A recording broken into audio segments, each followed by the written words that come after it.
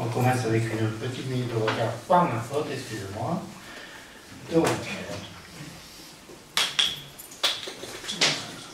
merci donc de mettre en position un bureau portable, de respecter la parole de chacun.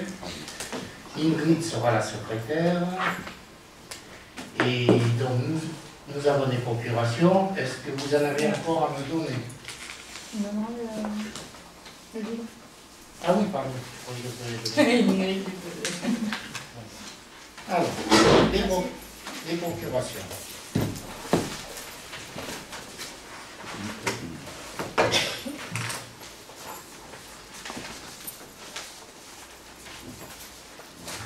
Dominique Saldo donne pouvoir à Christophe Azéma. Vanessa donne pouvoir à Jean-François Verrier. Christophe Josse donne pouvoir à Jean-Maurice Héraudou. Anne Moine donne pouvoir à Cathy Calou. Roger Tram donne pouvoir à Le Nouvel. Amandine Léca donne pouvoir à Solange Jourdan. Marie Jaubert donne pouvoir à Rémi Maillard. Et Jacques Hippel donne le pouvoir à Yves Menguet. Est-ce que tout le monde est OK là? Donc, est considérée absente Elsa. C'est tout? Ça fait et Armel. Donc ça fait 27. Alors, les pouvoirs que je donne. La feuille d'émargement, j'y arrive. Si je ne l'ai pas déposée. Elle est là.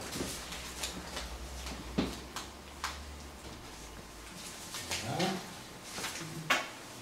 Bon, avant toute chose, je voulais vous dire que c'était un conseil très important en fin d'année, donc un conseil un peu particulier parce que le dernier n'a pas pu se tenir. Il y aura des délibérations pour, entre guillemets, récompenser nos employés qui œuvrent tous les jours pour la commune et les administrés. Il y aura des délibérations pour assurer le passage des transferts de compétences à la métropole, nous permettant de régler la paye, entre guillemets, des salariés qui seront affectés à la fois sur la commune de Rhône et sur la métropole, et le non-arrêt des travaux en cours. En sachant que la métropole a donné à toutes les communes l'année 2018 pour affiner complètement les décisions en matière de CNET et en matière de transfert de compétences. Et bien entendu, il y a des délibérations de fin d'année sur les aides à renouveler pour le conseil départemental et l'État, principalement, et d'autres délibérations aussi importantes. Je reviendrai en fin de conseil sur l'intervention de Jean-Paul Le Nouvel de la semaine dernière. Et je vous précise qu'il y a une question à l'ordre du jour qui sera évoquée en fin de conseil et qui a été demandée par Jean-Paul Le Nouvel. Donc nous passons à l'ordre du jour. Donc je reprends donc le premier point, c'est l'approbation du procès verbal de la réunion du 29 novembre 2017. Y a-t-il des remarques? Donc pas de remarques, donc on va passer au vote. Il vous est demandé de vous prononcer sur le procès verbal de la réunion du 29 novembre 2017, document joint à la convocation de la présente réunion. Qui est contre? 2. Alors, monsieur Menguet? 2. Cathy? 2. Eva? 1. 2. Le Nouvel? Rémi? 2. Jean-Maurice 2 et Solange 2. Ok. Est-ce qu'on peut avoir le compte complet sur le nombre que ça fait là? Je vais te le dire. Je suis en train de faire. Marie-Hélène s'occupe de ça. Alors, qui s'abstient? Qui est pour? Donc, Alain, Marie-Jo, Gérard, Yves, Michel, Ingrid, Christophe, Jean-François, Joël. Eh bien, faites le compte.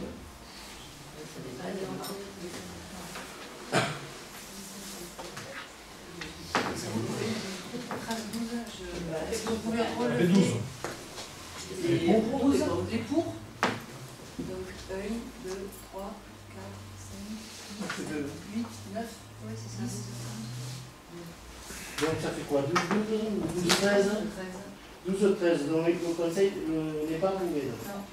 Et dans les absents qui on avait dit, Elsa et qui? Et Armel. Armel. Madame Aumont avait donné proposition. Oui.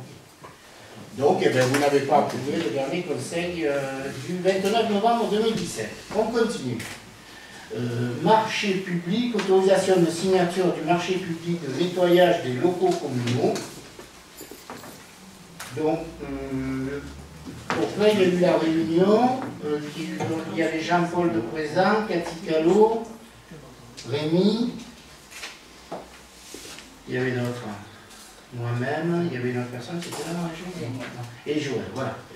Donc, si vous, après l'appel d'offres qui a eu lieu par notre marché d'assistance, donc on a retenu une nouvelle société pour le marché public de nettoyage des locaux communaux. On a débattu parce qu'il y avait 2 ou 3 sociétés qui étaient assez proches l'une de l'autre. La société sortante n'était pas, entre guillemets, dans les meilleures propositions à la fois sur le prix et sur le public. Donc on vous propose la nouvelle société qui s'appelle Examen. Donc voilà, y a-t-il des remarques sur le sujet? Puisque toutes les listes ont participé au débat. Y a-t-il des remarques? Jean-Maurice.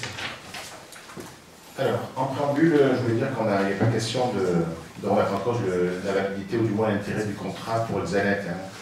Mes propos, c'était juste d'avoir la confirmation que les salariés d'Olympe n'ont pas été touchés par le changement de prestataire, d'une part, je suppose, mais c'est pas notifié. D'autre part, à la lecture du document, on remarque que les besoins ont changé depuis début 2016 par rapport à la prestation de nettoyage. Pourquoi avoir perdu 2 ans pour négocier ou arrêter le contrat où il n'y avait pas autant d'argent? Voilà la question. Alors, je pense que je vais laisser répondre Mme Vitalis. Un contrat, c'est un contrat, il faut aller au terme du contrat. Ça aussi. Si Mme Vitalis, vous voulez compléter cette question qui surprend Carmen pour le 9 juin, qui a passé 3 ans avec nous, c'est surprenant. Pour un contrat, il faut honorer jusqu'au bout. Madame Vitalis. Alors, il s'agit d'un marché qui était conclu pour une durée d'1 année renouvelable 3 fois. Alors après, on va dire les prestations ne donnaient pas forcément entièrement satisfaction, mais de là à ne pas renouveler le marché, c'est vrai que c'était un petit peu compliqué, d'autant que ça nécessite quand même aussi du temps pour pouvoir établir un nouveau marché. Et, voilà. Donc on a respecté au même titre que le renouvellement du contrat de la... où on a retenu de nouveau la SOGERES pour la restauration. Hein. Je veux dire, on fait ça depuis des années et je pense qu'avant moi, ça se faisait de la même façon. Voilà. Donc on comprend, sauf s'il y a un dysfonctionnement énorme, auquel cas on met en situation l'entreprise de remédier à cette situation. Ça n'a pas été le cas, il y a eu quelques remarques faites à Olem, depuis que je suis là. Donc ce n'est plus Olem, c'est une nouvelle société. En termes de montant pour la commune, on est sensiblement sur le même montant, donc on n'accroît pas les dépenses de fonctionnement en choisissant la société. Et en fait, ce qui peut peut-être avoir confusion dans la note de synthèse, c'est qu'on a repris le montant qui avait été notifié lors de la... Comment dire, lors de le montant qui avait été qui figurait dans l'acte d'engagement lorsque le marché a été notifié. Le marché intégrait des prestations qui, en cours de contrat, ont été abandonnées. Donc, si on reprend le DQE de l'entreprise il y a 4 ans, on était à 112 000 €. Donc, on est peu au même montant que ce qui a été retenu dans le cadre du présent marché. Merci Madame Vitalis. Y a-t-il d'autres observations? Oui, non, j'ai pas d'exemple qu'on a travaillé sur lesquels on a travaillé en particulier avec les illuminations de Noël, où on peut négocier un contrat à la fin. Effectivement, c'est effectivement important et nécessaire de pouvoir aller au bout des contrats et des engagements, mais rien ne nous l'empêche pour le coup. Il y avait une deuxième partie de la question, c'était concernant les salariés. Les salariés sont maintenus, c'était prévu dans l'appel d'offres, Jean-Paul Petropierre, voilà. Comme tout contrat, à la restauration, ça fait pareil. Voilà. Y a-t-il d'autres observations? Donc on passe au vote. Il vous est demandé d'autoriser Monsieur le maire a signé le marché de nettoyage des locaux communaux attribué par la commission d'appel d'offres à la société Exanet pour un montant de 92 366,42, soit 110 839,70 TTC. Qui est pour? Abstention? Contre? Ah non. Alors, après, je vais passer la parole à Joël concernant les finances. Alors, on a 3 points à voir. Alors, le premier, pardon, lors du dernier conseil national, le plan de financement a été approuvé concernant le fonctionnement de la crèche. Donc nous vous demandons de vous prononcer sur une demande de subvention sollicitée auprès du département de 220 € par berceau, avec un potentiel d'accueil de 41 places. Ça fait une aide globale de 9 020 €. Alors, qui est pour? J'ai des questions. Il y a des questions? Ma mémoire sans doute me fait défaut. Je voulais juste savoir si c'est aussi d'avoir la confirmation et le montant de la demande de subvention qui a été faite pour l'exercice 2016. C'est pareil. Ça a été passé en conseil. Je me suis sûr que chaque année elle passe. En 2016, il n'y avait pas de demande de subvention parce que la DSP a été notifiée en fin d'année.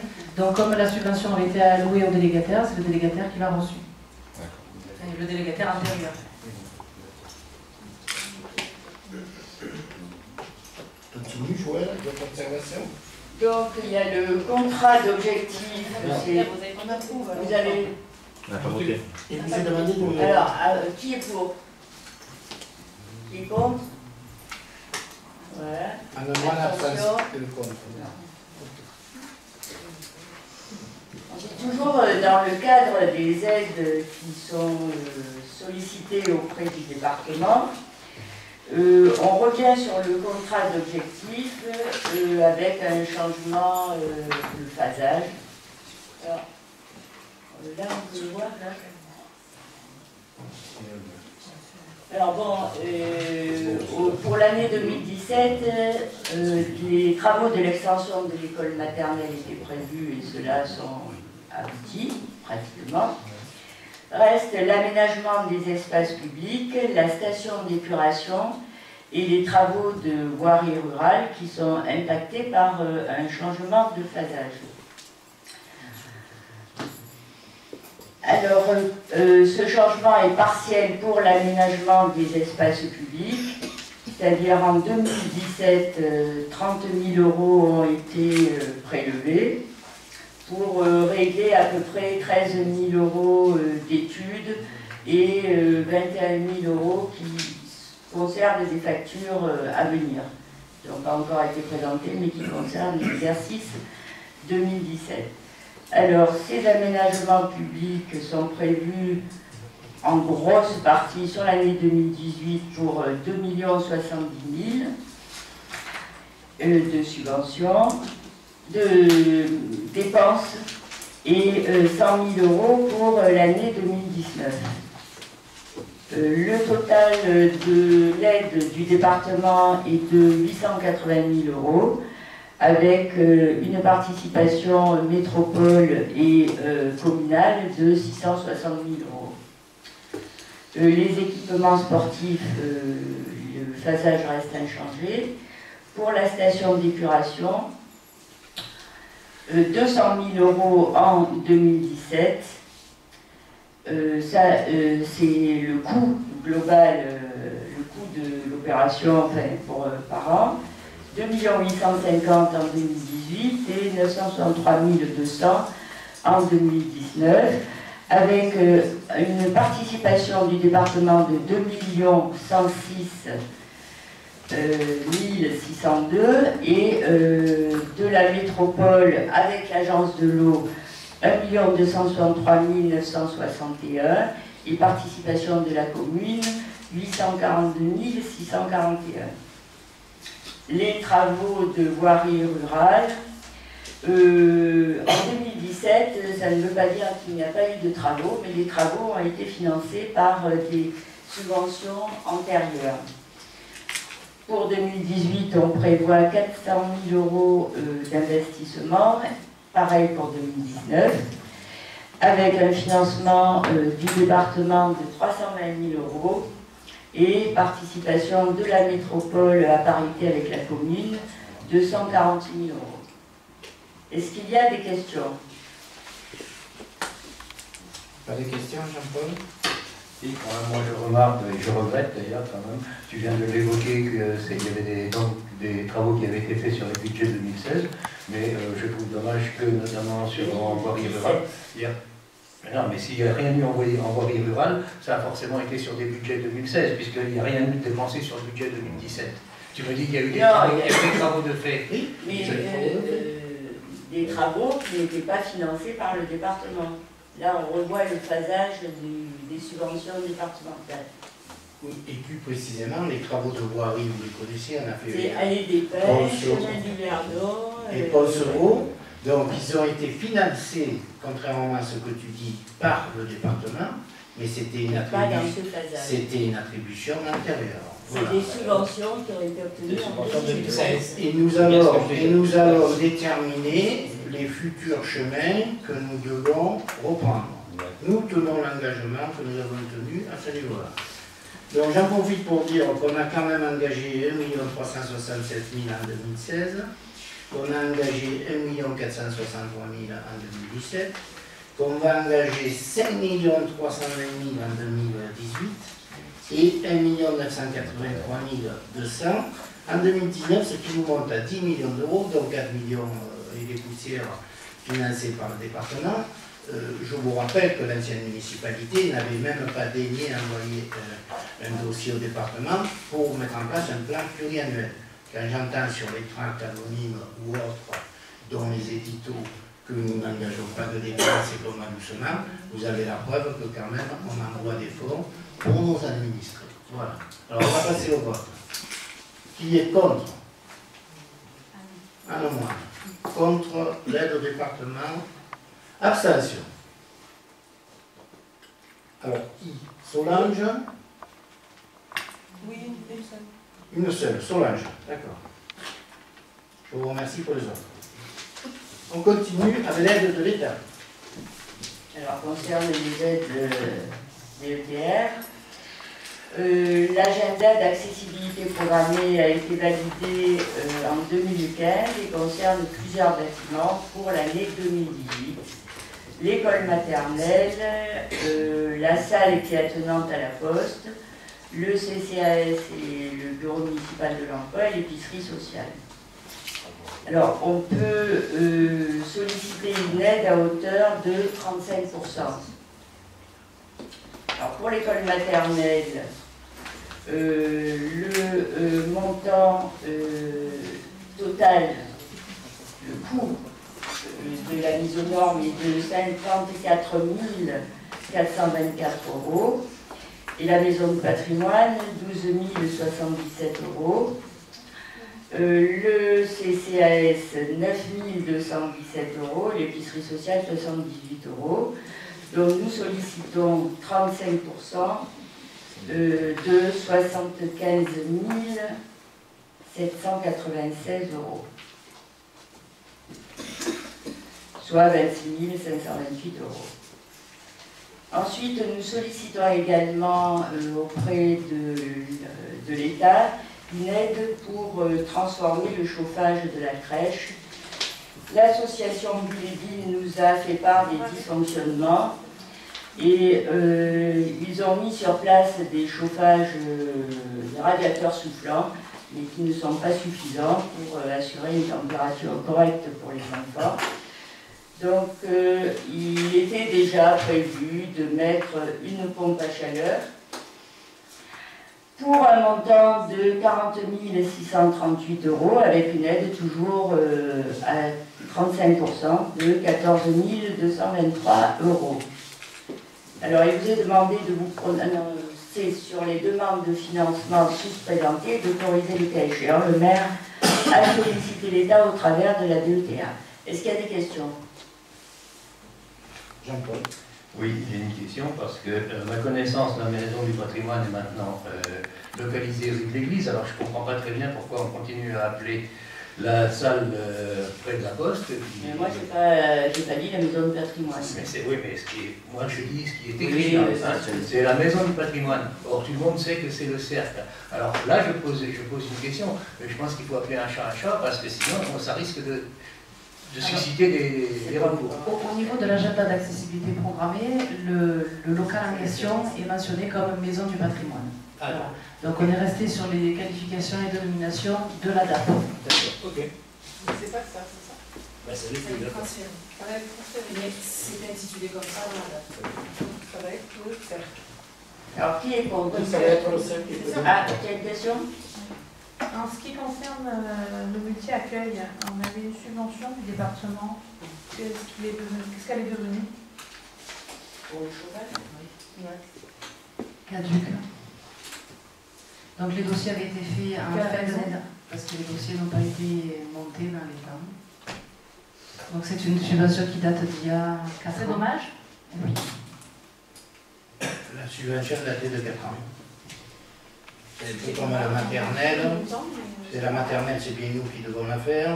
Et la station d'épuration, c'est bien nous qui devons la faire. Voilà. Mais là, la subvention était là. Là, on a perdu une subvention, on ne peut pas tout avoir, ils nous mettent 4,4 millions. Ils nous ont rattrapé des subventions qu'on aurait dû perdre. Bon, on ne peut pas toutes les rattraper, c'est normal aussi, il faut tenir nos engagements. Et on en reparlera en fin de contrat quand je vous parlerai de la métropole. Moi, je voudrais intervenir, s'il vous plaît, monsieur le maire. Oui. Moi, je trouve que c'est une belle gabegie financière, cette histoire, parce qu'on était, après l'ISP, quand même, qui a été particulièrement surprenante, pour employer des mots un peu polis, avec une AMO qui était un peu convaincante, à mon goût. Je trouve qu'avec le surcoût que ça engendre par rapport à l'ancien prestataire, même si, pour le coup, la dépense est inévitable, hein, on est d'accord, il n'y a pas économisé sur le chauffage. Mais on aurait pu peut-être, je ne sais pas si ça a été dans les débats, dans les négociations avec eux, est-ce qu'ils n'ont pas eux aussi intérêt à prendre une partie de cet investissement vu au regard des investissements que ça occasionne? Alors, effectivement, ils se sont proposés de compenser, en cas d'économie d'électricité, de compenser auprès de la mairie la différence. Donc c'est quand même une certaine bonne volonté. Et la crèche, elle a 20 ans. Plus que ça. Alors, qui est contre? Qui est contre? Abstention. Alors, abstention. 2, monsieur Ménier? 2. Cathy, 2. Eva, 1. Jean-Paul, 2. Jean-Maurice, 2. Et 2 pour Amandine. Et pour Amandine et Solange. Alors, 2, 4, 5, 7, 9 et 12.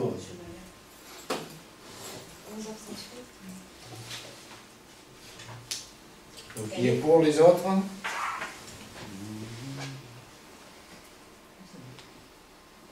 1, 4, 5, 6, 7, 8, 10, 11, 12. Est-ce qu'on est bon? Il en manque pas. Ici. Ah oui, j'ai oublié Christophe. Et Rémi en a 2 aussi. Donc il faut rajouter 3 voix de plus. On tombe bon? Mais je vérifie. Non, c'est ça. C'est ça, c'est bon? En haut, c'est bon, on continue. Allez, décision modificatives. Alors, les décisions modificatives. On est tenu de prendre des décisions modificatives au titre, premièrement, du FPIC. On a inscrit au BP 2017 un titre, mais auquel il faut ajouter un mandat. Alors cette année, l'année dernière, on avait un titre. Cette année, on a un titre et un mandat de 4 623 €. Une décision modificative concernant les 100 000 € qui doivent être versés au bailleur social Famille Provence. Et nous avons fait l'acquisition d'une épareuse et il était prévu à cette occasion la reprise de l'ancienne à 4 190 €. Alors, on prélève les 100 000 € de la subvention versée à Famille Provence sur le virement de la section investissement. pour le porter en dépenses de fonctionnement. De même pour le mandat de FPIC. Et les pareuses qui est vendue étaient totalement amorties, donc la valeur nette comptable est nulle. Ensuite, il faut le transfert de compétences qui va être mis en œuvre à la fin de l'année vers la métropole et qui concerne les budgets annexes, nous amène à clôturer les budgets au 31/12/2017. Il n'y aura pas de convention de gestion puisque c'est une compétence qui est exercée en DSP. En revanche, pour les investissements en cours, il y aura une convention de mandat jusqu'à ce que la métropole puisse effectivement prendre en charge ses dépenses.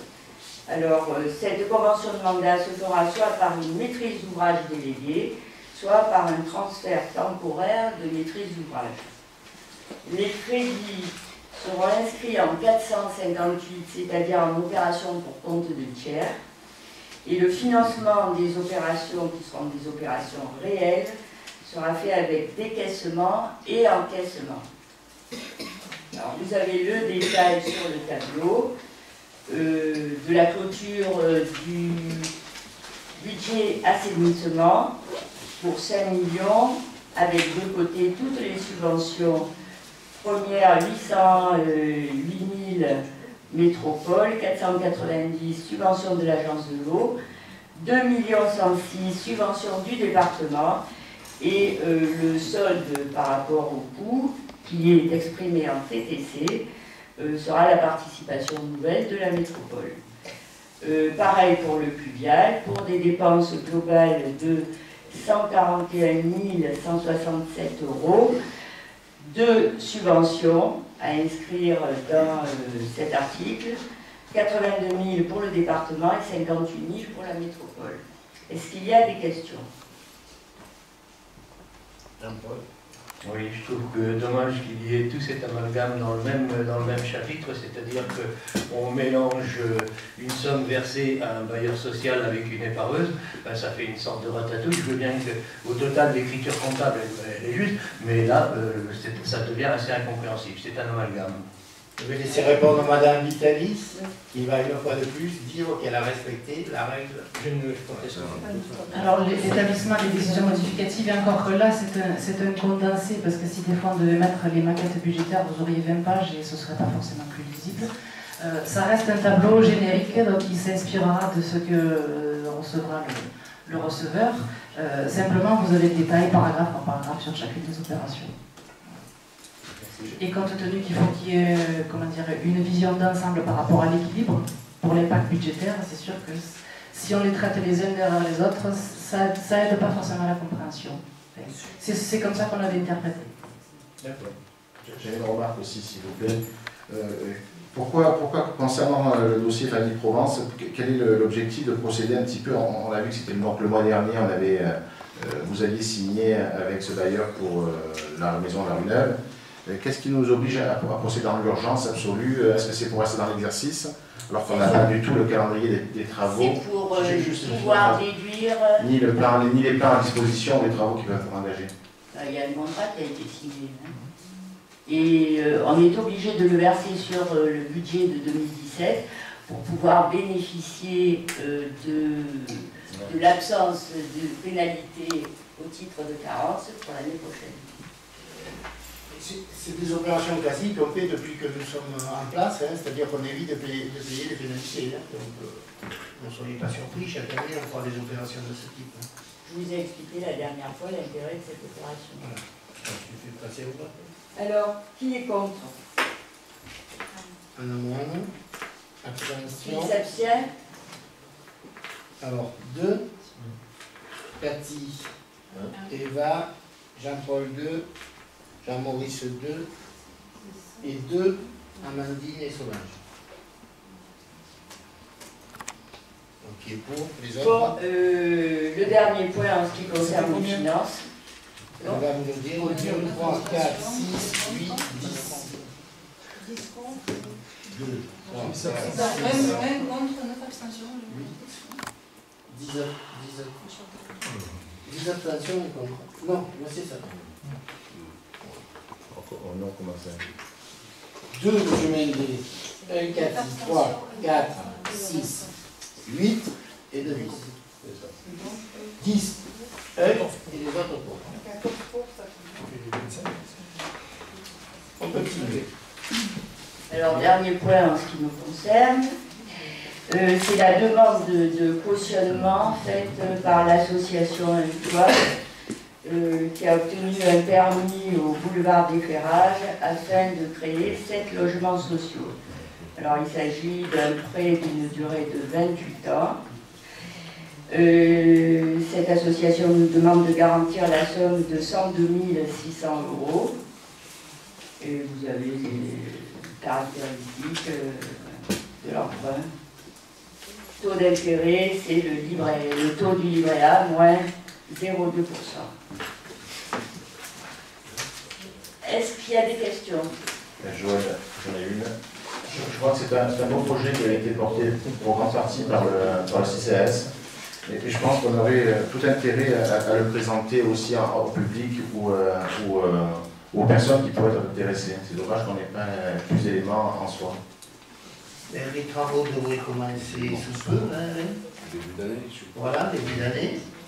En début d'année, nous allons établir les priorités pour les gens éligibles.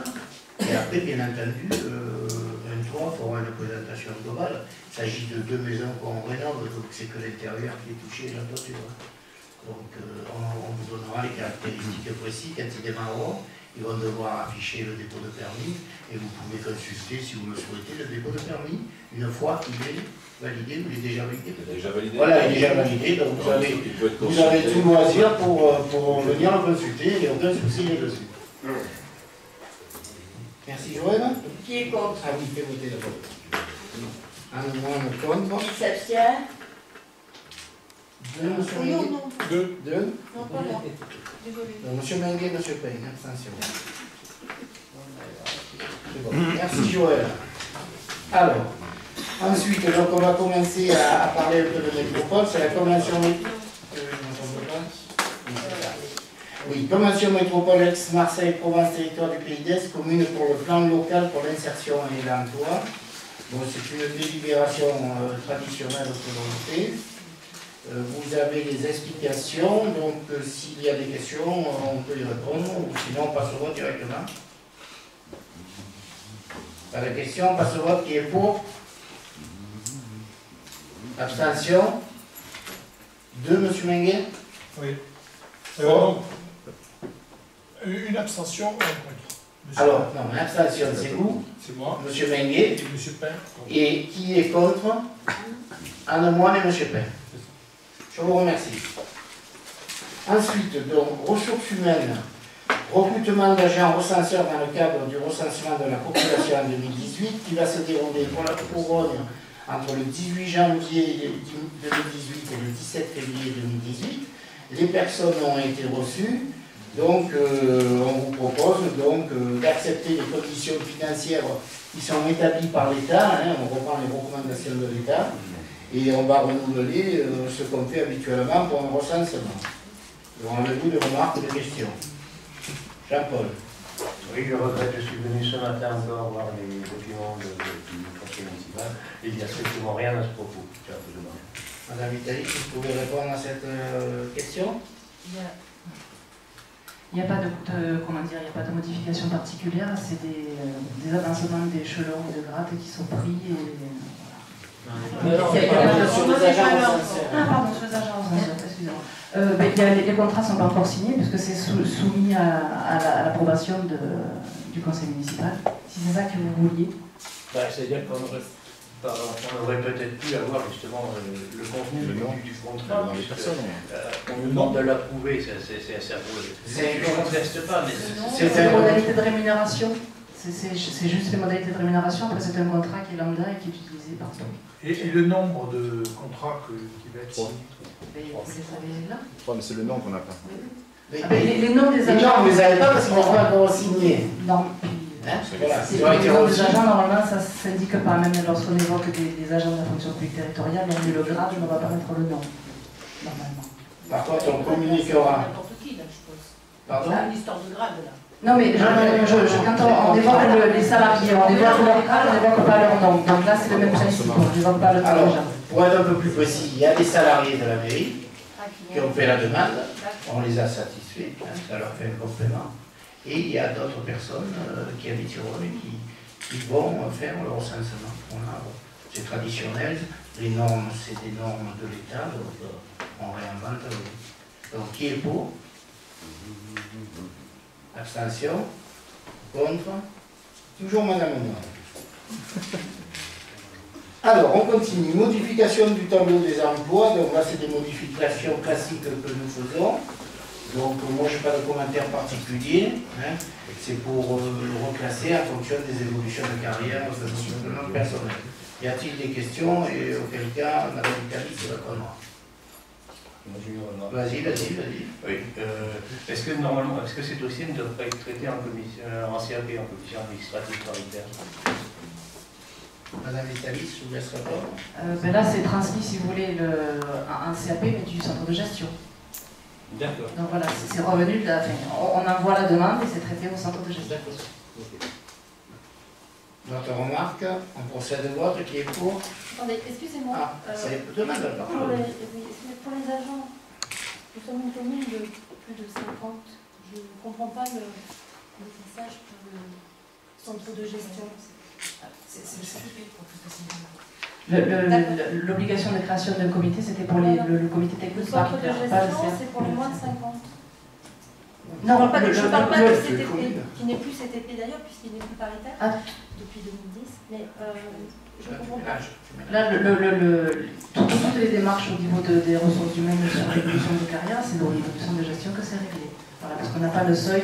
Alors, j'ai plus en tête Je pensais que nous étions plus de 57 agents sur notre commune. C'est pour la création du comité technique. Tu mélanges, si tu D'accord, veux, les merci de la réponse. deux entités. Voilà. Ça n'a pas changé depuis qu'on est là non plus. C'est la réglementation actuelle du fonctionnaire.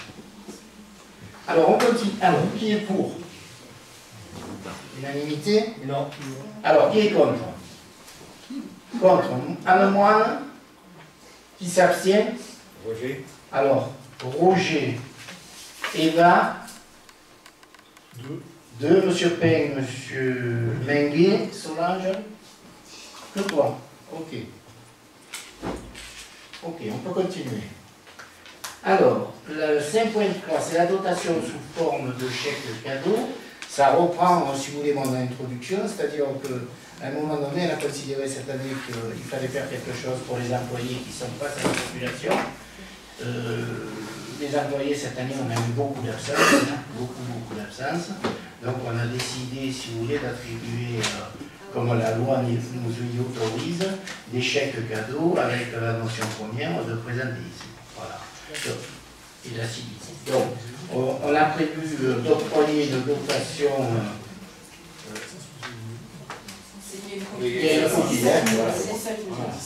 de 17 000 euros. 17 000 euros. Là, il y avait écrit 160 000. Bon, si vous avez des questions, on vous écoute. Pas de questions? Si, justement, il y a une erreur de plume, comme on dit juridiquement.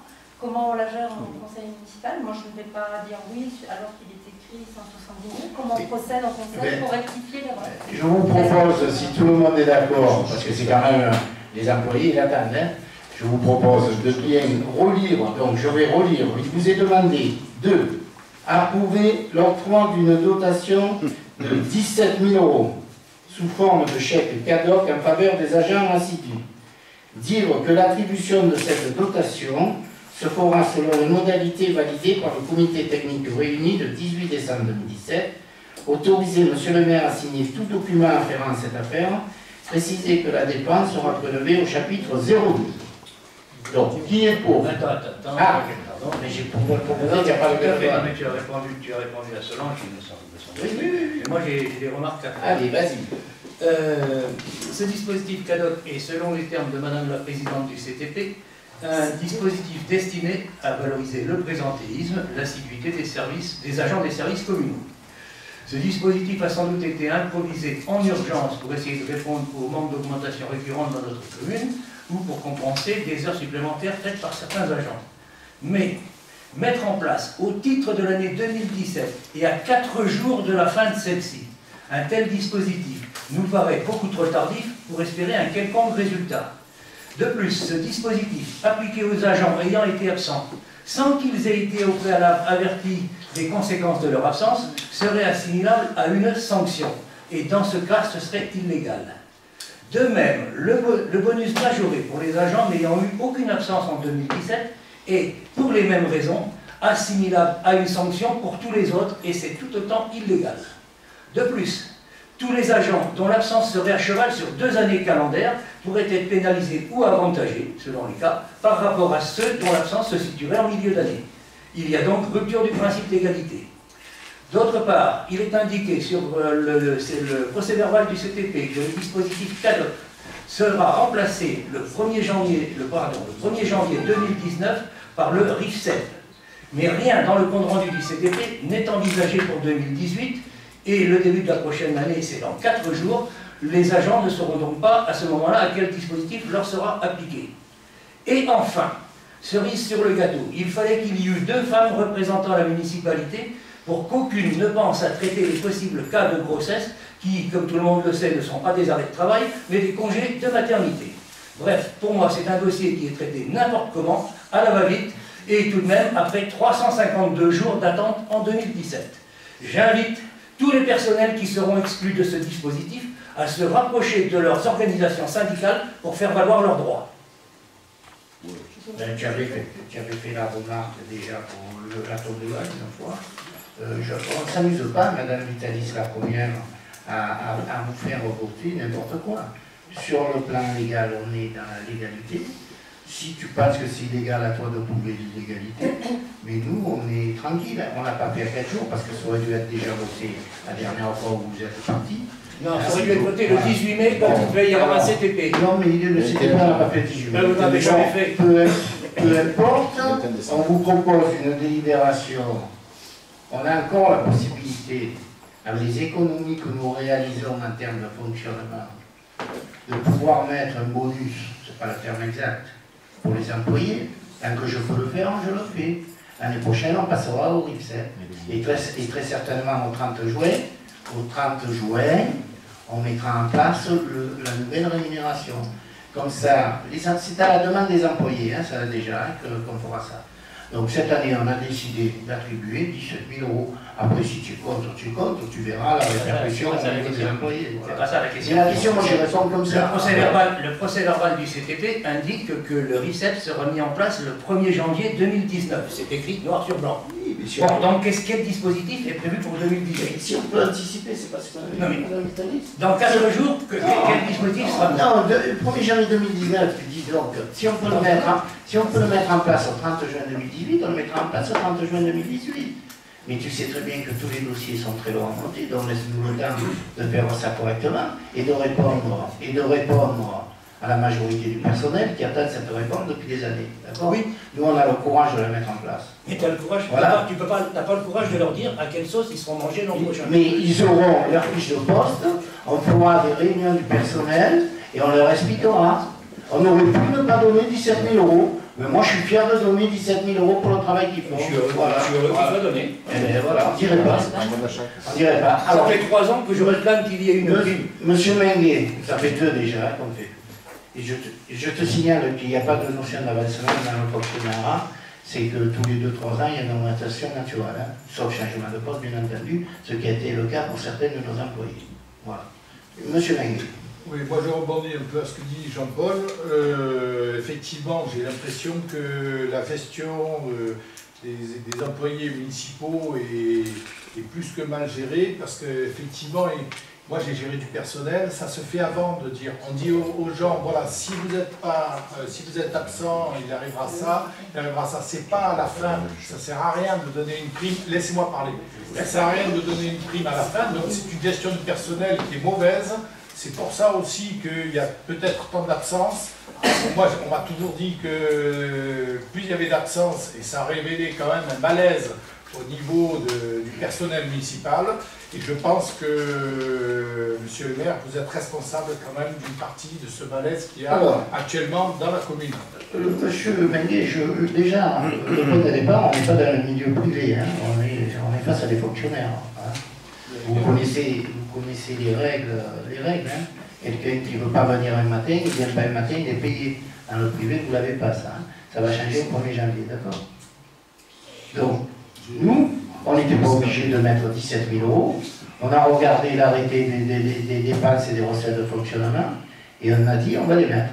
Voilà. Je vous dis l'année prochaine, peut-être je ne pourrai pas les mettre, si on ne fait pas des efforts à cette hauteur dans les autres domaines d'activité. Alors je peux déjà vous annoncer à tout le monde qu'il y aura une baisse du fonctionnement de 10% dans tous les domaines. Hein. Donc préparez-vous à présenter des budgets minimum 10%. Commencez à préparer vos budgets de manière sereine et en intégrant 10% de baisse. On est dans un cycle avec la métropole, on ne peut pas faire autrement. J'avais dit, on fait les efforts, nous, municipalités, avant de demander aux associations une baisse substantielle de leurs subventions qu'ils auront. Donc on a encore la possibilité, à travers le compte administratif de cette année, vous verrez qui se présentera, vous le voterez ou non, si vous voulez contre le maire, si vous voulez voter contre le maire, vous pourrez, je n'assisterai pas à la séance. Mais vous verrez qu'on est arrivé à encore faire des économies sur les dépenses de fonctionnement. Et aujourd'hui, quand vous regardez ce que l'État va mettre en place de limiter les dépenses de fonctionnement, eh bien, depuis 2014, on a intégré ce domaine-là. Parce qu'on n'a pas des recettes fantastiques au niveau de la commune, hormis les taxes foncières et taxes d'habitation. Hein, je vous répète chaque fois ça, mais vous pouvez compter sur moi tant que je serai présent, à une diminution des dépenses de fonctionnement. Il faut serrer les coudes. Et là, on a la possibilité de bonifier le salaire des employés. Et bien, je ne m'en suis pas privé. Voilà. Si je peux me permettre, juste pour rebondir sur les propos de M. Lemovel concernant l'avis du personnel qui a été demandé. En fait, il y a eu une réunion au mois de juin de tout le personnel, au cours de laquelle les modalités du RIPSEP, qui seront donc qui sera mise en place le plus tôt possible, on souhaite, avaient été évoquées. Le présentéisme en faisait justement partie. Et pour être tout à fait franche, lorsqu'il s'est agi du présentéisme, bon nombre d'agents ont fait savoir qu'ils souhaitaient qu'il y ait une distinction qui soit faite entre les agents qui étaient présents et ceux qui ne l'étaient pas. Et ils étaient prêts même à renoncer à leur avantage si toutefois le même régime était accordé indistinctement. Et après, vous allez m'aider, Madame Vitalis, pour être un peu plus précis, qui a parlé de 2 personnes enceintes. Donc, si on ne peut pas parler de 2 personnes, il peut y avoir des cas de... Justement, il y en a eu, et il y en a une qui a repris, Madame Duquesne, qui a repris en octobre, donc elle n'était pas là pendant les 9 mois de l'année, elle n'a pas droit au chèque cadeau, elle l'a très bien compris. Voilà. L'accident du travail non plus, elle n'a rien compte, parce qu'il y a quelqu'un qui se blesse, il n'a pas le droit d'être pénalisé. Donc c'est juste, c'est sur les congés maladie ordinaires. Voilà. Oui, donc la maternité n'est pas un congé maladie ordinaire. Absolument, c'est pas retenu. D'accord, donc elle garde au même titre que les accidents du travail, donc tout ça, c'est pas compté. D'accord. Par contre, moi, je voudrais comprendre, on a demandé pendant des années à ce qu'il soit mis une prime par rapport à l'assiduité, vous avez toujours rétorqué que ça n'était pas possible. Cathy, je crois que tu oublies quelque chose, depuis des années, on est là que depuis 2014, non, mais moi, je et sur 2 exercices, et sur 2014, 2015, 2016, 2017, ça fait 2 fois qu'on fait quelque chose pour le personnel. Non, mais c'est pas ce que je demande, Jean-François. Jean-François, je pose une question. Je dis que lorsqu'on a souhaité mettre quelque chose en fonction de l'assiduité, on nous a toujours soutenu que c'était pas légal. Sur le mandat précédent. Sur le mandat précédent. Le mandat précédent, je m'en fous complètement. Mais moi, non. Mais moi, je pose une question. Tu me donnes l'occasion. Je peux poser une question pour savoir pourquoi aujourd'hui c'est légal, alors que quand on l'a demandé, on nous soutenait que ça ne l'était pas. C'est tout, je pose une question. Eh bien, voilà, c'est tout. Si on le met à la délibération, c'est que c'est légal. Oui. Ce n'est pas une attribution de prime au sens prime de fin d'année comme ça avait pu être formulé auparavant. Donc une prime de fin d'année, on ne touche pas. Là, c'est l'attribution de chèque cadeau.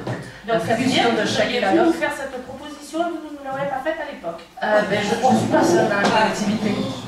Voilà. Je pose la Donc, il y a des modifications faites auprès de l'URSSAF. Il y a des possibilités de modification au titre du RIFSEP.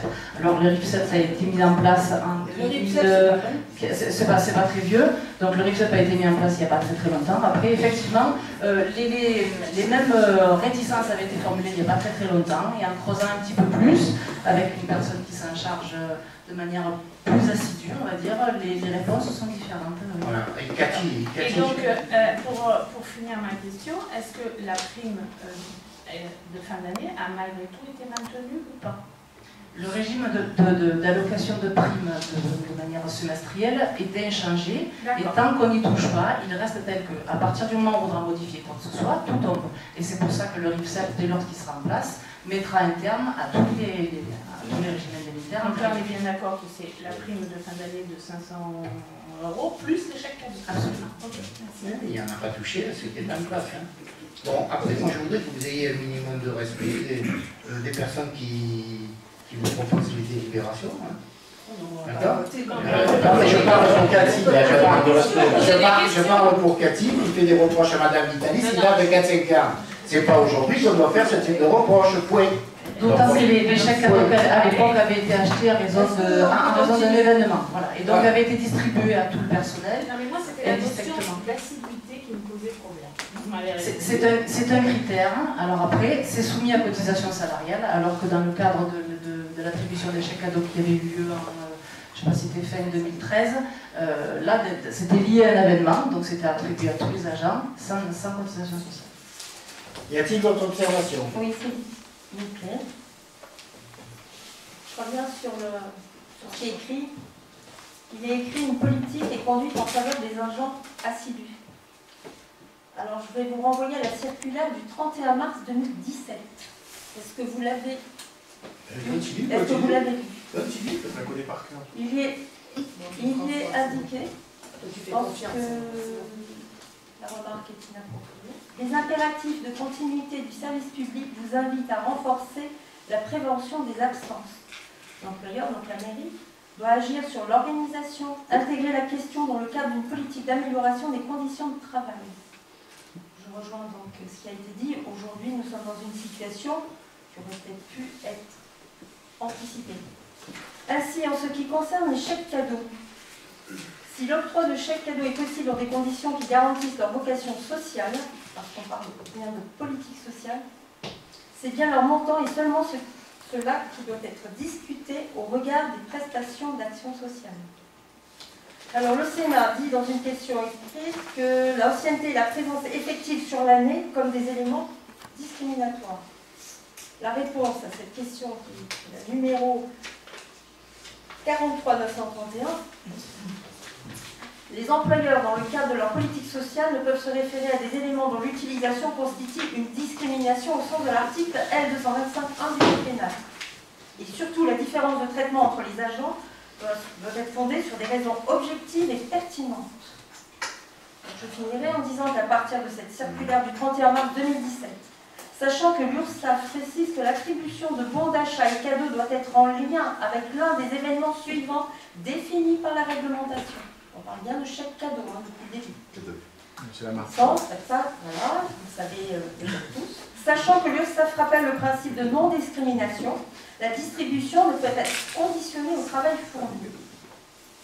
Ainsi de fait, la commune prend le risque d'un redressement financier par rapport à l'URSSAF. Donc moi je pose la question, comment une telle délibération peut arriver en conseil municipal? On n'a pas forcément les comptes rendus du comité technique, on n'a pas forcément eu depuis juin les délibérations et comment ça s'est construit. Est-ce qu'il y a eu des concertations? On ne le sait pas. Dans l'hypothèse où cette solution était légale, comment ne pas ajouter encore plus de tension à une situation qui est délétère aujourd'hui? Quel a été le rôle du comité technique? Qui a pu sincèrement voter une solution illégale, mettant en porte-à-faux la commune, et même les agents qui finalement vont se retrouver les uns contre les autres, les uns parce qu'ils sont des gentils petits agents communaux, et les autres seront privés de quelque chose auquel tout le monde a droit au sens d'une politique sociale encore une fois. Eh bien, les employés nous le diront. Moi, je fais confiance aux employés. On les a réunis cette année, ils nous ont fait des remarques, une volonté d'avancer avec les élus dans un sens donné. On anticipe un petit peu en faisant cette possibilité de distribution à 17 000 €. Pour moi, c'est les récompenser et ne vous inquiétez pas. Assidus. Récompenser les assidus. Récompenser les assidus. Quelqu'un qui est absent depuis 1 an et demi, on ne peut pas lui donner des chèques Il cadeaux. existe des primes de... Voilà. D'accord, ils ont leur prime, hein, madame la Il y a d'autres... Non, mais attends, on va pas éterniser le débat. Si vous n'êtes pas favorable, C'est heureux d'être pouvoir débattre aujourd'hui, c'est quand même exceptionnel, mais ça fait plaisir. Mais ça fait 3 ans que tu es avec nous et du jour au lendemain tu découvres ça. Non, justement, parce que le fonctionnement, si j'en suis sortie, c'est que le fonctionnement ne permettait pas cette expression. Bien sûr, Merci. bien sûr. Donc assume et démissionne et comme ça, sera tranquille. Bon, on termine sur les chèques cadeaux, on va passer au vote. Non, mais juste ce qu'il faudrait. Tu m'avais demandé de démissionner la dernière fois. Oui. Allez, on passe au vote. Monsieur le maire, je n'ai pas demandé à un conseiller de démissionner, c'est pas votre parole. Et vous avez demandé au maire de démissionner. D'accord. Et qui a raison? Il y a une question écrite. Allez, on continue. Juste pour préciser, il ne s'agit pas d'une aide sociale, justement. Ça n'est pas une aide sociale. Chaque cadeau est social, donc il ne faut pas mélanger, il ne faut pas faire d'amalgame. Ça n'est pas là, en l'occurrence, considéré comme une aide sociale. Je vous renvoie la circulaire du mars 2017. Oui, mais pour les aides qui sont liées à une rentrée scolaire. Donc là, dans ces cas-là, ce n'est pas sujet à cotisation sociale. Et là, lorsque ce n'est pas une prestation sociale, mais que c'est un complément de rémunération, là, c'est sujet à cotisation sociale. Et vous êtes dans la description technique d'une réglementation normale. Allez, je propose. Je voudrais juste ajouter quelque chose. Vas-y, Marie-Jo. Lors du dernier comité technique, l'attribution de chèque ad hoc a été votée et décidée à l'unanimité des représentants, y compris des représentants salariés. Donc ne votez pas l'attribution de chèque ad hoc et ils verront, ils entendront que s'ils ne les perçoivent pas en cette fin d'année, eh bien c'est de la faute à ceux qui ne les auront pas voté. Pour leur expliquer la règle. Oui, mais là, mais ils seront ravis de la prendre. Ils la connaissent la règle, on leur a dit. Excusez-moi, juste parce qu'on... Est-ce que la possibilité avec l'IAT et l'IULP, on ne pouvait pas aussi donner l'avancement ou du moins le prix supplémentaire plutôt que... Ça n'a rien à voir, les avancements. C'est une question qui s'adresse à l'IAT. Oui, mais je te réponds parce que j'ai la réponse. Ça n'a rien à voir avec les avancements. Donc, on parle de chèque cadeau. Alors, on passe au vote. Juste par rapport au prix, tout le monde n'est pas forcément bénéficiaire de l'IAT et de l'IULP. Et là, le principe qui avait été retenu et accepté par les agents lors de la réunion qui avait eu lieu plénière, on va dire, au niveau de tous les employés municipaux, c'était précisément que ce soit le même montant pour tout le monde. Quel que soit le grade, quelle que soit la catégorie, alors que précisément si on vient sur des modulations de primes qui sont distinctes selon les catégories d'emploi, ben forcément ce ne serait pas le même montant. Allez, on passe au vote. Qui est contre? Roger. Alors, Roger contre. Eva, Solange, Amandine, qui s'abstient? 2, monsieur Menguet. Oui. Cathy, 2. Oui, elle a moins là. Alors, c'est Eva qui sait la Les position. augmentations primaires. Alors, 2 Cathy, abstention. Abstention pour moi. Abstention parce que Roger a voté. Rémi, 2. Abstention. Et Jean-Maurice. 2. Ok. Vous savez quoi? Alors, ça fait 2, 3, 4, 6, 8. Solange, toi tu étais contre toi. Hein? Voilà. Ok. Je vous remercie. Oui, bien sûr. Environnement. Et tant mieux pour le personnel. Voilà. C'est les augmentations. On continue. Environnement. JLV, allez, à toi. Donc en fait, il s'agit d'un avenant à une convention qui a été passée au mois de décembre 2016. Pour rappel, donc, il s'agissait d'enfouir ou de mettre en discrétion le réseau électrique qui s'étend depuis donc, la montée des Caillas jusqu'au bout du bourg Saint-Étienne. Donc c'était des travaux à l'époque qui avaient été estimés à 130 000 €.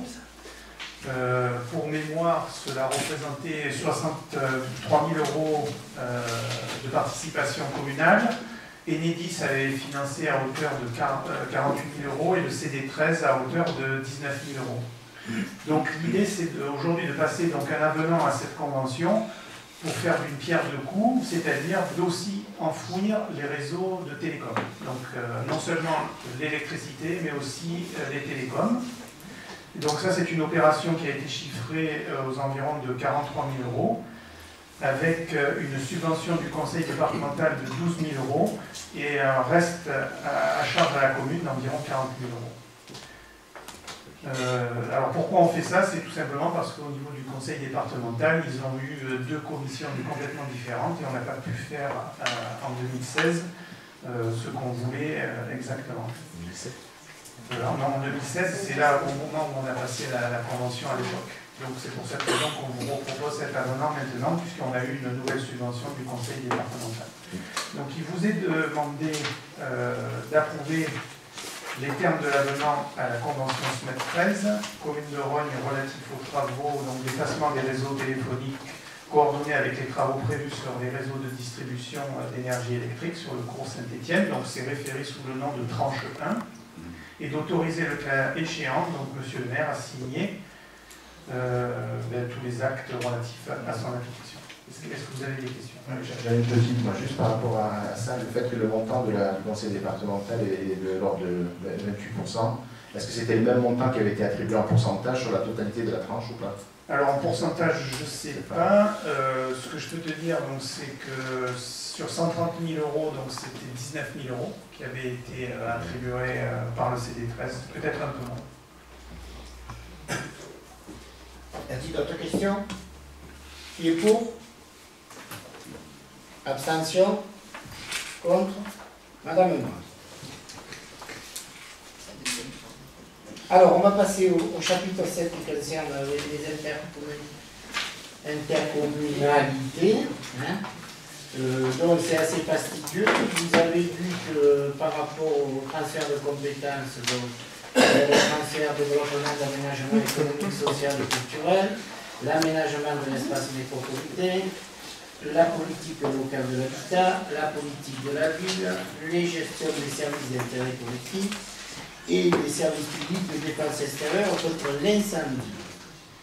Donc, je réponds aux questions s'il y en a. Après, ça fera suite au vote des conventions. Oui, je voudrais savoir pourquoi on n'a pas eu simplement l'information, à défaut d'avoir copie de la lettre de Madame le président du territoire du Pays d'Aix. À quel sujet? C'est lui qui est envoyé à Monsieur le ministre de l'Intérieur à propos d'une... Ah, c'est la même question que tu as posée l'autre jour. Exactement. Eh bien, je vais t'y répondre. Hein. Ben, voilà. Je ne savais pas que tu t'intéressais aux démarches de Madame Grosset. Voilà. Si tu veux que je te fasse suivre toutes les lettres que je reçois en tant que maire, pas maire et conseiller municipaux, en tant que maire, hein, parce que Marie Joisset s'est engagée depuis longtemps contre la métropole et continue de s'engager.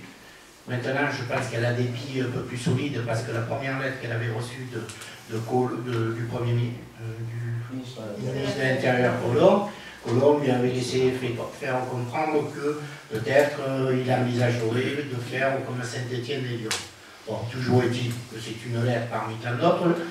Au mois de juin, quand M. Macron, notre président, a été élu, elle a écrit, je t'ai pas fait passer la lettre, parce que je pense que ça n'a pas une incidence très forte sur la commune.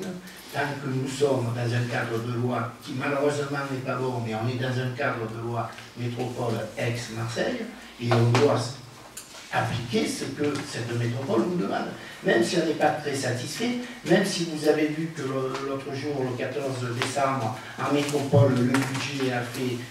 il y a eu des votes contre, il y a eu des votes abstention, mais c'est passé de toute façon au modèle aujourd'hui, rien qu'avec le secteur Marseille, il a la majorité, même si tous les autres anciennes CPA se mettaient ensemble, il a la majorité. Donc, il y a eu un morceau de bravoure par Bramboulet, il s'est fait insulter, ce qui est inadmissible, d'accord, hein, insulté par des élus marseillais, vous pouvez le voir dans tout ce qui s'est dit dans les journaux. Bon, la lettre de Joassin à à M. Collomb, bon, j'espère qu'elle arrivera à ses fins. Mais avant de l'envoyer à Collomb, on avait envoyé à Hollande, elle avait envoyé à Valls, elle avait envoyé à Dupont, à Turin et compagnie. Donc pour moi, tant que c'est pas acté, c'est pas important pour la commune. Y a-t-il d'autres observations? Donc, alors là, je ne sais pas, il faut que je développe les conventions. Hein? Voilà, donc si vous voulez, donc, ce qui est clair et ce que vous avez dû découvrir dans le journal, c'est que les transferts de compétences dont je vous ai parlé sont au 1er janvier 2018. La métropole, malheureusement, n'a pas mis les moyens matériels de s'organiser pour s'en occuper directement au 1er janvier 2018. Donc, elle a proposé à l'ensemble des maires de faire des conventions qui devraient durer jusqu'à septembre-octobre. Parti comme c'est parti, je pense que ça va aller un peu plus loin, où les mairies permettent de rémunérer les bouts de transfert de personnel. Pour nous, on a 0,20, 0,30 à l'urbain, on a un petit peu au tourisme, on a un petit peu, Madame Vitalis, que j'oublie, encore un petit peu quelque part. Le service technique. Le service technique. Voilà, concernant l'eau pluviale, les bornes incendie, enfin les parkings où on doit nettoyer, etc., etc. Donc, en mettant en place cette convention, on va pouvoir permettre que ces emplois, on va payer les employés comme avant, et la métropole nous remboursera des 0,20, 0,30 en fonction de ceux qu'ils occupent, ceux qu'ils auraient pu occuper au 1er janvier 2018. Parallèlement à ça, ce qui est encore plus important, et c'est là que les communes avaient très peur, c'est que tous les travaux qui sont en cours dans les domaines d'activité transférés, si on ne met pas en place de convention, on ne peut plus payer les entreprises.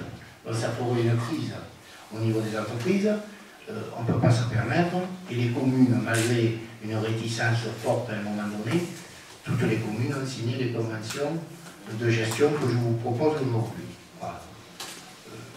C'est nécessaire, ça va nous amener un an de discussion supplémentaire pour ces compétences, pour chiffrer l'athlète. L'athlète, je vous en ai parlé, on est... Eva, s'il vous plaît. Après, vous dites que vous n'êtes pas au courant et que je ne donne pas d'infos. L'athlète, aujourd'hui, on est sur une hypothèse, dans tous ces domaines, environ, mais ce n'est pas définitif, pour la commune de Rhône, de 266 000 €, dont 183 000 ou 187 000 € de notre participation au SDIS. Donc ça veut dire qu'on est à 66 moins 19, on est à 80 000 € qui vont être transférés à la métropole. Et bien entendu, cette somme globale de 266 000 € va diminuer notre aide métropole pour 2018.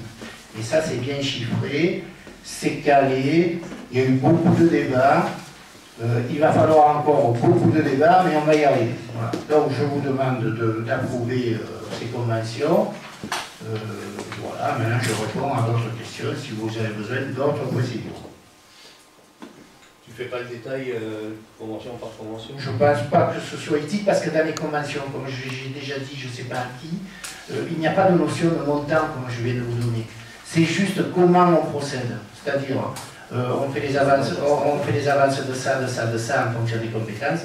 Il n'y a pas de montant. Donc ça ne nécessite pas, d'après moi, de faire convention par convention. On peut monter convention par convention si vous le souhaitez.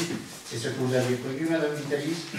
Il faut que chaque convention soit... Bon, j'ai une remarque, on peut la prendre en compte, mais je vous dis, il est important que les employés soient payés, il est important que pour tous les travaux que les communes ont commencé, ça puisse continuer. Il y a déjà la baisse des investissements à cause de cette métropole, donc n'ajoutons pas encore des difficultés aux entreprises qui travaillent pour la commune et pour les autres communes. Voilà. Donc je vous propose de voter. Donc qui est contre? Alors, combien de voix là? Monsieur Payne. Monsieur Payne. Anne Moine et Roger. Parfait. Abstention. Donc, Monsieur Menguet, Cathy, Eva, Jean-Paul. Ok. Je vous remercie. Voilà. Donc, si vous voulez, la CEP2, elle est un peu liée, mais on en reparlera à l'établissement du budget. Parce que comme on transfère l'eau et l'assainissement, réglementairement, avec le percepteur, on en a déjà parlé, on doit arrêter les comptes au 31 janvier de cette année. 31 décembre. 31 décembre, en sachant qu'il y a des opérations de janvier qu'on peut récupérer jusqu'à une certaine date de janvier qui vont rentrer dans l'exercice 2017. Et nous voterons la clôture définitive de ces budgets au moment du budget. Donc, par précaution, Madame Vitali a voulu qu'on en parle aujourd'hui, pour pas que vous soyez surpris, donc je vous demande de vous prononcer sur la clôture des budgets annexes selon les modalités évoquées. Ça veut dire qu'on va utiliser le budget général pour passer des écritures en suspens, hein, bien entendu. Hein. Ça va être basculé comme ça. Donc, c'est du technique. Je vous propose le vote. À l'unanimité? Non. Alors, qui est contre? Monsieur Pain. Monsieur Pain, Madame Moine. Abstention? Aucune. On est obligé de faire ça, avec votre information Cathy. On est obligé de clôturer puisqu'on n'aura plus la main sur ces budgets. C'est remettre à zéro. Je vous le dis. Mais si on est obligé, on ne vote pas. Par précaution, on a voulu le passer, Madame Vitali. Voilà. On le revotera au budget définitif. Parce qu'à un moment donné, il y aura zéro sur ces comptes. Donc il faudra les clôturer officiellement. Hein. Je veux dire, ça, toutes les communes vont faire ça. Hein. Bon, mais on note néanmoins que vous abstenez, il n'y a pas de souci. Alors, convention ensuite pour la métropole, on est toujours dans le même domaine. Ça concerne la maîtrise d'ouvrage déléguée pour la STEP. Hein. Donc là, il y a une convention un peu particulière pour ce type de transfert. Il y a également, bon, on fait ça de là d'abord. C'est les conventions de type. Voilà.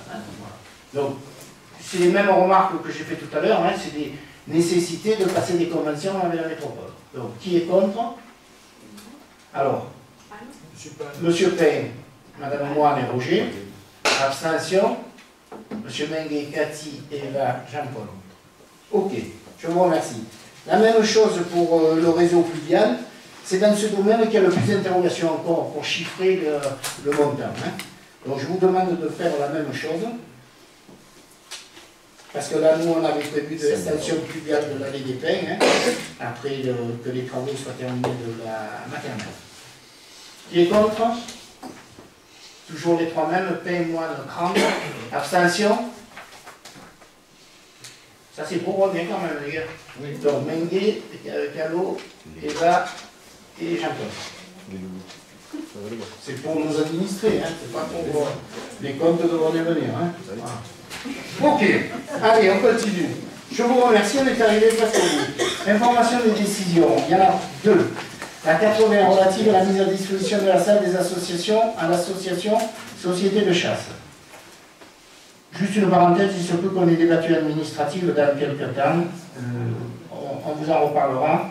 On sera obligé de bloquer la départementale. Mais en attendant l'autorisation du préfet. La 81 relative à la modification du contrat proposé par APAV Sud-Europe SAS portant sur le complément de mission de contrôle technique dans le cadre du projet de l'extension de l'école maternelle. Voilà. Donc, il y avait une question orale posée par Jean-Paul Nouvel. Donc, je lui laisse poser la question. Merci. Monsieur le maire, depuis plusieurs années, un différend oppose la commune de Rognes et un ancien policier municipal. Tous les ans, à l'occasion de cette question est évoquée lors du vote du budget, et tous les ans, nous attendons l'épilogue de cette affaire. Pouvez-vous nous dire ce qu'il en est à ce jour et quels sont les montants qui devront être provisionnés pour clore cette affaire? Merci. Okay.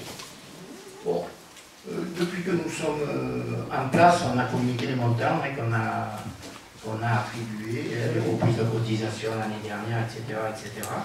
Donc on a été transparent sur le dossier. Hein. C'est un dossier qui date de, je recherche la fiche, parce que ça va vous faire peur, hein. Oui, oui, de 99, je crois, de mémoire, ou un truc comme ça. Hein.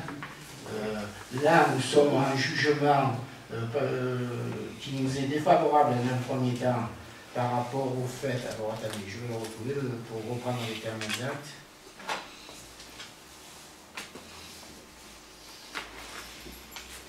Un jugement qui est défavorable, pour lequel nous sommes condamnés à 16 000 €. Hein.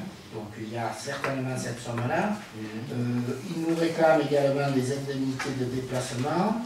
Je l'ai rencontré le jour du dernier conseil et je lui ai dit qu'il nous fasse une proposition par son avocat, entre avocats, pour qu'on solde enfin définitivement ce dossier. Parce que quand j'étais dans l'opposition, j'avais posé la question, on avait dit que tout était réglé. Et depuis 2014, chaque année, ils vont passer à la caisse. Tu le mentionnes, je le mentionne également. Donc voilà la situation de cette personne-là. Je ne peux pas te dire aujourd'hui qu'elle est réglée. J'ai fait une proposition de trouver une entente et de couper court à tout. Est-ce que ça va être accepté par son avocat? Je ne pense pas. Parce que pour l'instant, il a toutes les billes pour lui, quoi. Voilà. Mais je ne rentre pas dans le détail parce que ça pourrait m'être reproché par les instances juridiques. Hein. Vous le comprendrez, je le passe. Voilà. Alors, moi j'avais quelques informations à vous donner pour clôturer ce conseil. Alors, je vais commencer par ça. Je peux poser une question, Jean-François? Non, mais vas-y. C'était juste sur les illuminations de... Voilà. Sur les illuminations de la commune, savoir si tu connais ma position face aux extinctions à partir de minuit, savoir s'il était possible d'avoir une dérogation pendant les illuminations de Noël pour pouvoir les conserver plus longtemps.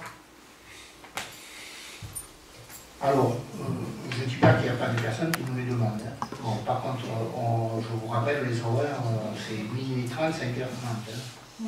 D'accord. Effectivement, pour les jours de fête, il y a des personnes qui peuvent rentrer plus tard. Je le comprends aussi. Actuellement, on n'a pas trop de demandes. On a des demandes ponctuelles. Et jusqu'à présent, on a eu plus de gens qui sont contents qu'on éteigne le soir que les autres.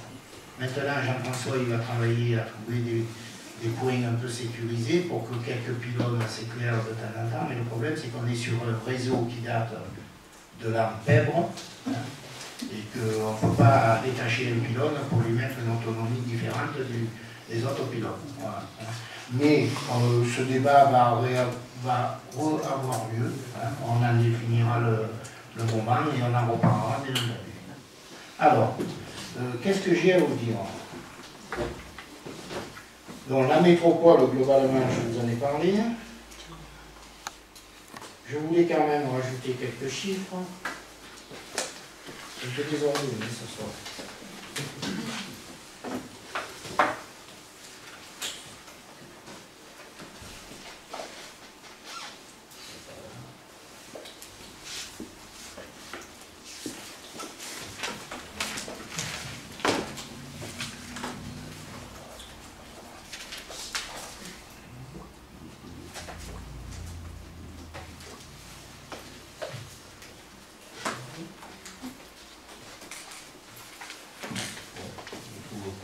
Bon, d'une manière générale, la métropole, pour terminer sur le budget qui a été très difficile, puisque dans un premier temps, il est passé de 600 millions à 400 et quelques, et la CPA a reproché, si vous voulez, que ça avait fortement baissé. Donc, effectivement, ça a fortement baissé pour la CPA, parce qu'on ne retrouve pas dans l'attribution de la CPA les 75 millions d'euros de la RENA. Déjà, hein, première réponse de Godin, vous pouvez lire dans les journaux. Puisque dans les journaux, ils ont dit, et Godin a été très fort, il faut lui reconnaître ses qualités, il a dit le grand gagnant de la métropole, le 14 décembre au matin, le jour où ça se passait, c'est Aix. Parce que Aix, par rapport à la population, a nettement plus sur Marseille. Et donc Aix, cette année, je crois que c'est... Qui c'est qui m'aide à aller un peu plus comme tout?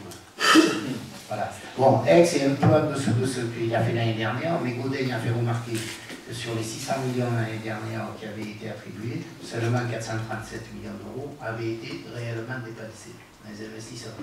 Et donc, entre les dépenses réelles et la provision qu'il met pour 2018, il n'y a pas de gros écarts. Bon, ne soyons pas dupes, c'était soit la baisse de ces dotations, soit une augmentation des impôts. D'accord? Pour l'instant, il n'y a pas d'augmentation des impôts. Si on regarde les journaux, on peut être un peu alarmiste. Pour votre information, par transparence, je me suis abstenu pour le budget de la métropole, par solidarité avec les Aixois et les autres communes. Certaines du groupe ont voté pour, mais je me suis abstenu. Alors vous savez que je respecte de manière générale ce qui est proposé. Mais Bramley a été hué, c'est inadmissible, inadmissible. Donc par solidarité, j'ai voté ça. Bon, après, qu'est-ce que je peux vous dire par rapport à ce qu'on a dit la dernière fois? Bon, par rapport au train, par rapport à un village figé, je vous rappelle que nous terminons la métropole. Je vous rappelle que nous lançons la station d'épuration. Il a bien fallu s'occuper des dossiers que l'ancienne mandature n'a pas réalisé. Et il y avait tout le temps de le faire. Il a préféré faire un stade énorme. Il a préféré augmenter de 39% les impôts des reveniers. Et le reste, purée. Mais moi, je fais l'inverse. Je corrige ce qui n'a pas été fait. Je baisse les impôts de 20%. Certains d'entre vous se sont abstenus. Ils se reconnaîtront. Donc moi, j'avance. Il devrait sortir de lotissement à Versailles pour le mois de mars. Il y aura l'opération de Madame Lèvre également. Donc, ça veut dire que sur les 50 demandeurs de logement social sur Rhogne, Corneau qui a signé le contrat de mixité sociale, il va pouvoir régler, j'espère, à peu près 25 cas de famille sur Rhogne à horizon, parce que les travaux c'est entre 14 et 18 mois, sauf pour la maison de Madame Lèvre, les travaux, Alain, ils ont dit fin d'année là. Et on devrait déterminer les attributions au mois de juin. Moi j'ai retenu ça. Sauf si au dernier moment il y a quelque chose. Bon, moi je veux bien, le stationnement on a mis des zones bleues, on a mis des zones vertes, on a négocié avec le conseil départemental 4 millions d'euros. On nous dit que la conformité des réseaux n'est pas bonne. On est passé de 50% de rendement à 73%. On vous l'a présenté la dernière fois. Je trouve que c'est pas mal hein, avec le réseau que nous avons, qui n'avait pas été touché depuis l'Ampère également. Voilà. Excusez-moi. On parle de quoi là? Non, mais quoi? c'est les informations diverses que le maire est en droit de donner. C'est un plaidoyer. Non, c'est ça. Il n'y a pas de réponse. Il n'y a pas de réponse, il n'y aura pas de débat. Je termine. C'est pas beaucoup. Arrivez-vous-en, passez de bonnes vacances, de bonne année. Merci pour votre présence et à bientôt. Voilà.